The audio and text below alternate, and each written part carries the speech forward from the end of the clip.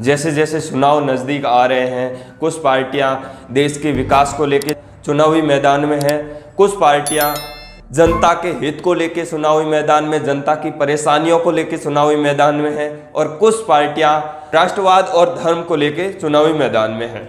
सबका अपना अपना मुद्दा है। राजनीतिक मामले में खेल को भी शामिल कर लिया जाए तो मेरे देश का विकास कब होगा। नमस्कार, मेरा नाम चेतन है। आप जुड़ चुके हैं मेरे साथ में एक ऐसी लेटेस्ट ट्रेंडिंग न्यूज़ को लेके जो अभी अभी काफ़ी सुर्खियों में चल रहे हैं। मोहम्मद शमी सर जो किसी खेल के मैदान में थोड़ा सा झुके हुए ये फोटो सामने आई है। ये अपनी थकान को दूर करने के लिए इस फोटो में झुके हुए फोटोज वायरल हो रही हैं और कुछ लोग इसको राजनीतिक प्रोपेगेंडा बना रहे हैं। कुछ लोग बता रहे हैं कि ये भारत में मुसलमानों को नमाज तक नहीं पढ़ने दिया जाता है। ये ऐसा कुछ मामला हमारे सामने आया है, बट ऐसा कुछ भी नहीं है। ये वो मोहम्मद शमी है जो वर्ल्ड कप में लगातार बहुत अच्छा प्रदर्शन कर रहे हैं। कुछ महीने पहले एक मोहम्मद शमी को लेके एक मामला और वायरल हुआ था। इंडिया पाकिस्तान मैच में पाकिस्तान विनर रहा और इंडिया हार गया था।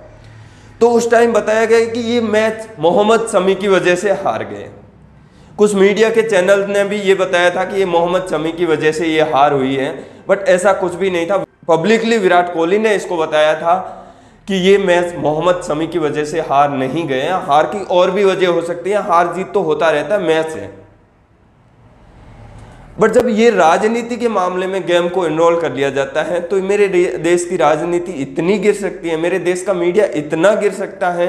चुनाव का कोई मुद्दा ना हो, अपने देश के हित का कोई मुद्दा ना हो तो गेम को ही राजनीतिक बना दिया जाए। ऐसा ही कुछ मामला हमारे सामने आया है। कोलकाता में जब मैच हुआ था तब पश्चिम बंगाल के गवर्नर शिवी घोष ने यह बताया था तो ये मैच इंडिया जीता है, ये प्रधानमंत्री नरेंद्र मोदी का आत्मनिर्भर भारत का परिणाम है।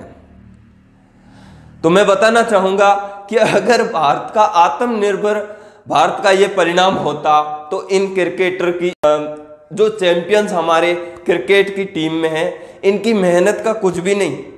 केवल प्रधानमंत्री आत्मनिर्भर भारत ये प्रोपेगेंडा चला लेंगे और मैच जीत जाएगा इंडिया, बिल्कुल भी नहीं होगा। ऐसे ही कुछ मुद्दे गेम के मामले में हमें सामने देखने को मिले हैं। मैं आपको बताना चाहूंगा, ये किसी न्यूज़ का फ्लायर आप देख रहे हैं जहां पे बताया जा रहा है विश्व गुरु मोदी। यहां तक हमने सुना था कि भारत को विश्व गुरु बना रहे हैं prime minister Narendra Modi ji, but अब खुद ही विश्व गुरु बन रहे हैं। दूसरा, ये फ्लायर आप देख रहे हैं इंडिया के पापा। मेरे तो पापा नरेंद्र मोदी जी नहीं है, बहुत सारे लोगों के पापा नरेंद्र मोदी नहीं हो सकते। इंडिया के प्राइम मिनिस्टर नरेंद्र मोदी है। मीडिया को मैं बताना चाहूंगा, इंडिया के पापा नरेंद्र मोदी नहीं है। हाँ, राष्ट्रपिता की उपाधि है वो महात्मा गांधी जी को दी गई है, बट इंडिया के पापा हमारे देश के प्राइम मिनिस्टर नहीं है। तीसरा मुद्दा हमारे सामने है, चांद पर होगा मोदी मोदी। इसरो में बैठे वैज्ञानिकों की जो मेहनत है वो रेत में चली गई। केवल मोदी मोदी होगा चांद पे।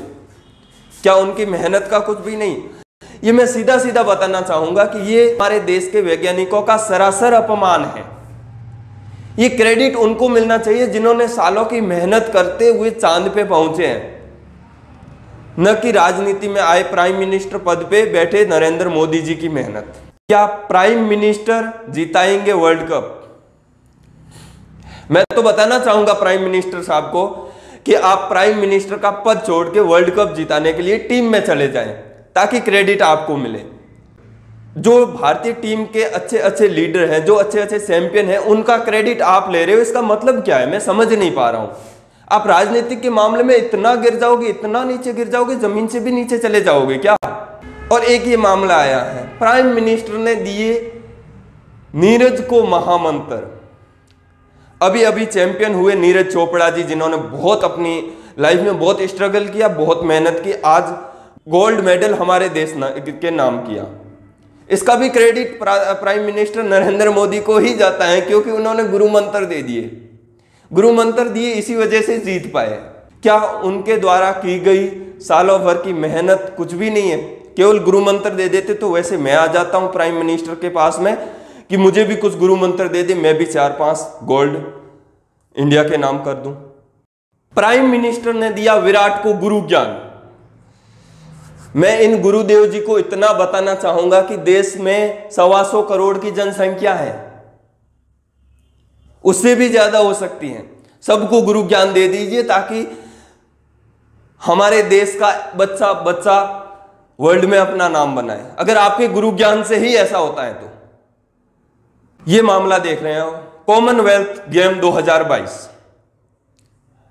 प्राइम मिनिस्टर मोदी ने दिया जीत का महामंत्र। इतने महामंत्र मेरे प्राइम मिनिस्टर अगर लेके बैठे हैं तो ये सालों भर सालों की मेहनत क्यों कर रहे हैं मेरे देश के चैंपियन? क्या उनको क्रेडिट नहीं मिलना चाहिए? क्यों अपमान कर रहे हो? क्यों खेल को अपने राजनीतिक मुद्दा बना रहे हो?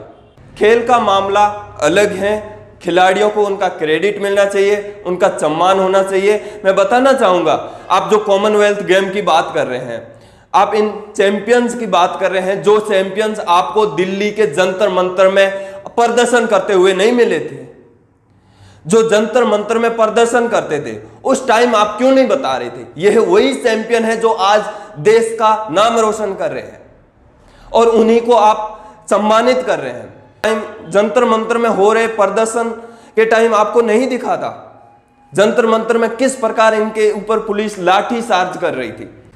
इस प्रदर्शन में किस प्रकार इनके सामने ऐसी ऐसी हरकतें सरकार कर रही थी, ऐसी ऐसी हरकतें दिल्ली पुलिस कर रही थी, मुझे तो देख के भी आंसू आ रहे थे।